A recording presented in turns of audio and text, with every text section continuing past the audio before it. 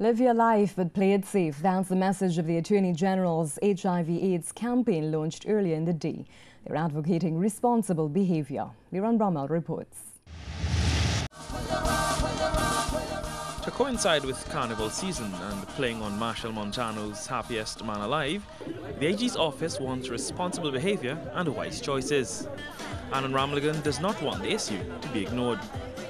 Rather than bury our heads in the sand and continue to pretend as if it doesn't happen, I say let's take the bull by the horns, no pun intended, and let us treat the matter as a mature society. Mr. Ramlagan and his staff gathered outside his office on St. Vincent Street to do just that. Stopping motorists as they drove by, the AG did his part in educating persons on the need to make responsible choices in this season of revelry. There's no point bringing a child into this world that is unplanned. It is unplanned, and you cannot take care of that child. That leads to deleterious consequences for the child and the unexpected mother.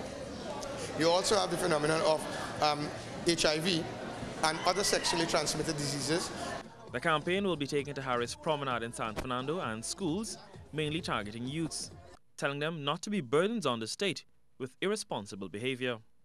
My colleague, the Minister of Health, has been at pains to point out the pressure on our public healthcare institutions because of preventable diseases that arise because of poor choices and poor selection.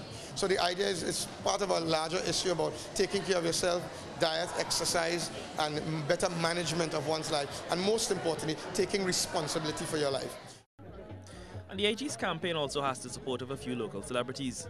Former Soca Warriors World Cup player Brent Sancho and chutney artist Ravi B. Liran Brummel, C News. And on the issue of statutory rape, the AG says the time is right for a relook at laws to protect the nation's children from statutory rape and other abuses. AG Anand Ramlagan describes TNT as a complex nation, given that there are some religious laws that permit sexual intercourse with children below the legal age of consent.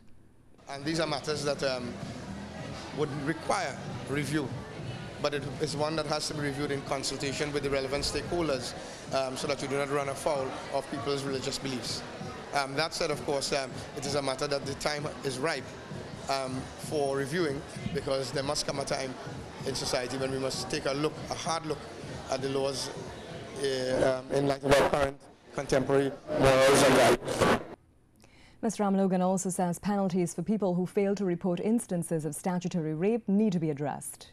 Statutory rape does not involve the concept of consent, because it is deemed to be a situation where the child cannot give her consent.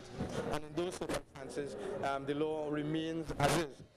It will take a lot to review that law, and that will be a matter for a policy decision of the Cabinet. At the present time, that matter is not under consideration.